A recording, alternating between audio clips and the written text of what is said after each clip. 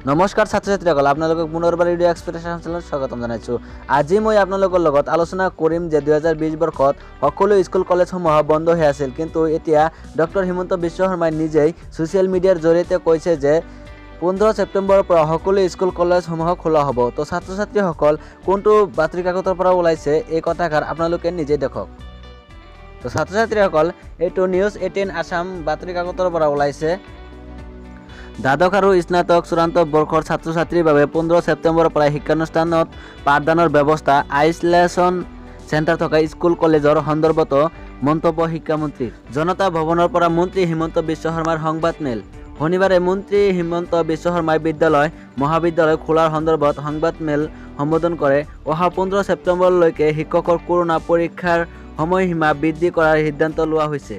ইফালে যিসকলৰ ইতিমধ্যে কৰোনা পৰীক্ষা সম্পূৰ্ণ হৈছে বা ৰিপৰ্ট নিগেটিভ আহিছে, তেওঁলোকে অহা 1 ছেপ্টেম্বৰৰ পৰা বিদ্যালয় মহাবিদ্যালয়ত যোগদান কৰিব লাগিব।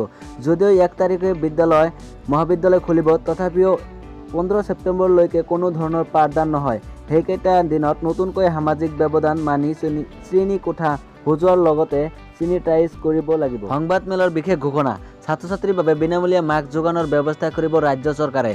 15 ছেপ্টেম্বৰৰ পৰা প্ৰাথমিক আৰু মাধ্যমিক বিদ্যালয়লৈ ছাত্ৰ ছাত্ৰীয়ে সপ্তাহৰ মধ্যাহ্ন আহাৰ সংগ্ৰহ কৰিবলৈ আহোঁতে শিক্ষকে প্ৰশ্ন কাকত দিব লাগিব। যিসমূহ স্কুল কলেজত কোৱাৰেণ্টাইন চেণ্টাৰ আছে, সেইসমূহ বিদ্যালয়ত মহাবিদ্যালয়ত কৰ্মৰত শিক্ষক শিক্ষয়িত্ৰী আহিব নালাগে। যদি জিলা উপায়ুক্তই শিক্ষক শিক্ষয়িত্ৰীসকলক অন্য দায়িত্ব দিয়ে তেন্তে পালন কৰিব লাগিব, অন্যথা ঘৰতে থাকিব। তো ছাত্ৰ ছাত্ৰীসকল, আজিৰ সবিশেষ আলোচনা কৰিবলগীয়া এইখিনিতে। যদি ভিডিঅ'টো ভাল লাগিছে তেনেহ'লে প্লিজ লাইক দিব আৰু চেনেলটো ছাবস্ক্ৰাইব কৰিব আৰু বেল আইকনটো প্ৰেছ কৰি দিব। তো ছাত্ৰ ছাত্ৰীসকল, আজিৰ বাবে বাই বাই।